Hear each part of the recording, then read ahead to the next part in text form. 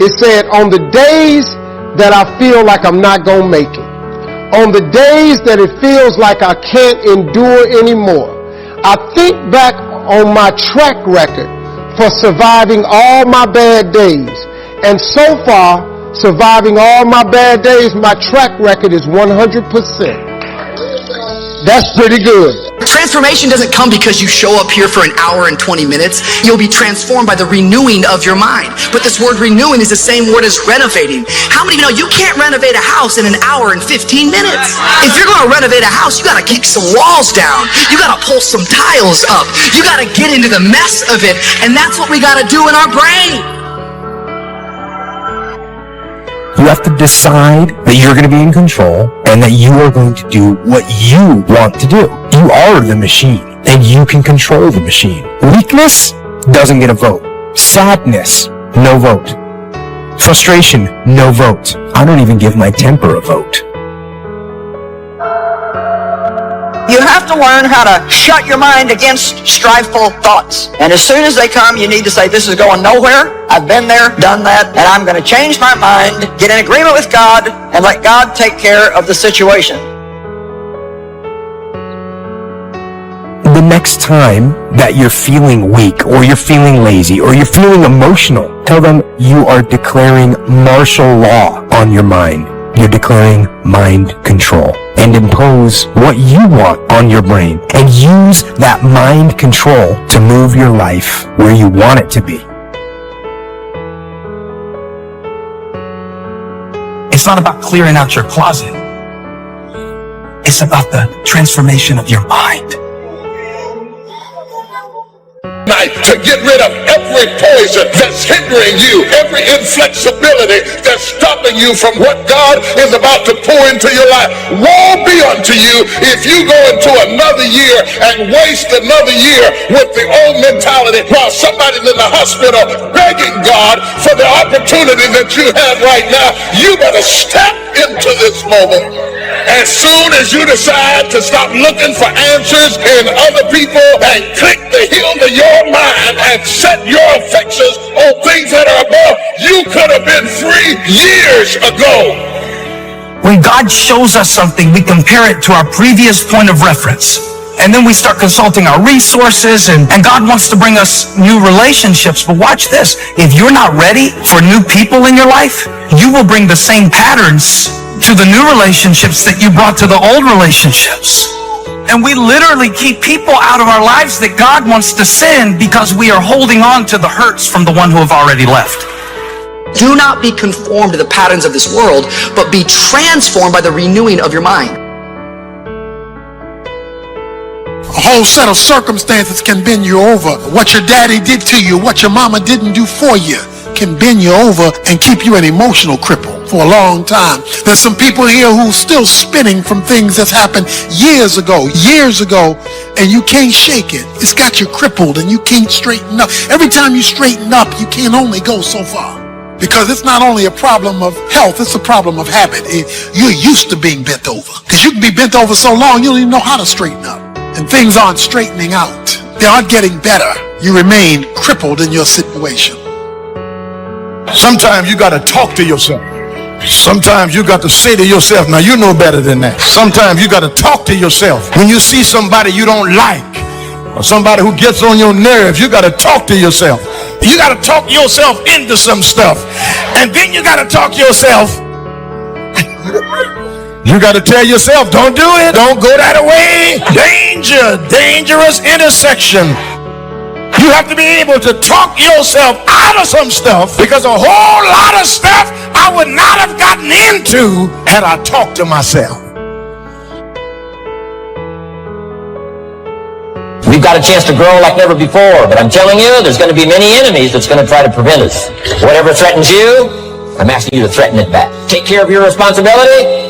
If somebody wants to destroy your chances for a good future by their negative talk, negative thinking, putting it all down, I'm telling you, walk away if you have to. Walk away.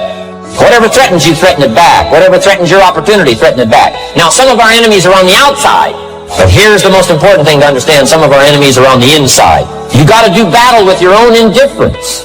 And you've got to learn not only to nourish your values, you've got to learn to do battle with your enemies. I'm asking you to have some faith, have some courage, believe, drive your doubts into a small corner. Don't let them loose like a mad dog, drive you into a small corner. Don't doubt the future, don't doubt the possibilities, and here's the most important one of all, don't doubt yourself. If I've got miracle working power to change my life, so do you. If I can grow, you can grow. I'm asking you, don't sell yourself short. But I wonder, have you taken the time to think about, why am I doing this in the first place? Am I trying to prove something to someone who disrespected me 10 years ago, who isn't even paying attention to my life anymore? Why am I posting this? To impress people who follow me on social media that don't even really know me? What is my reason for doing what I'm doing? At the start of the day, you need to set your mind for victory. Don't let just any thoughts play. You have to think thoughts on purpose. If you wake up and just think whatever comes to mind, thoughts will tell you, you have too many problems. You're too tired. Nothing good is going to happen today. If you don't set the tone for the day, negative thoughts will set them for you. Before you check the phone, before you see what the weather is like, you need to think on purpose, power thoughts, victory thoughts, can-do thoughts. No matter what happens to you, it ain't over. As long as God wakes you up, that means he ain't through with you yet. And if he wakes you up, you got a shot to correct it and get it right. And he kept waking me up. So I figured, okay, God wakes you up. That also means that he has something for you that you've yet to receive. You could take my car, I could get another one. You could take my house, I could get another house. But when you take my time, you have taken something from me that is totally irreplaceable.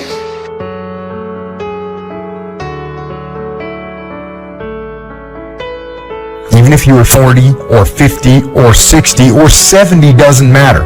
You're in the game now, and that's what counts. And all those quote-unquote wasted years, they weren't wasted because you learned.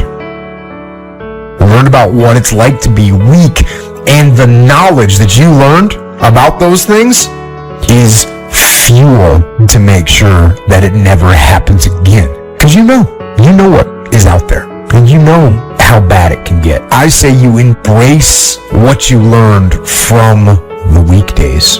Let them make you even stronger. And you use your own personal transformation that you've made in life. Use that to help other people transform and get on the path as well. If you know what it is to have the kind of pain that feels as if you cannot be comforted, if you know what it is to be at the end of your rope and feel like your life is over and you've got questions that cannot be answered and you're confused and you're uncertain, you need to learn this verse. They that sow in tears shall reap in joy. I will never forget there's been many opportunities in my life that I have grappled with grief and pain so unbearable and so overwhelming that I thought that I would never smile again. I've seen days that were so dark for me that I thought there could not possibly be a silver lining in the clouds that hung over my head. I've seen days and weeks and months that drugged me so low that I gave up all hope of getting up again. But in the midst of all of that despair and that trouble and that trauma and that pain, there was in the basement of my soul this one word, when. When should you start the day? As soon as you have it finished. Bug you. Because remember now, you don't have to do anything. So I got to get a handle on my time. The answer is no, you don't. If you want to let it all go, you can let it all go. Somebody says you ought, you ought, you ought. Jot this down. Ignore all the you oughts. Or you should. Take charge of your life.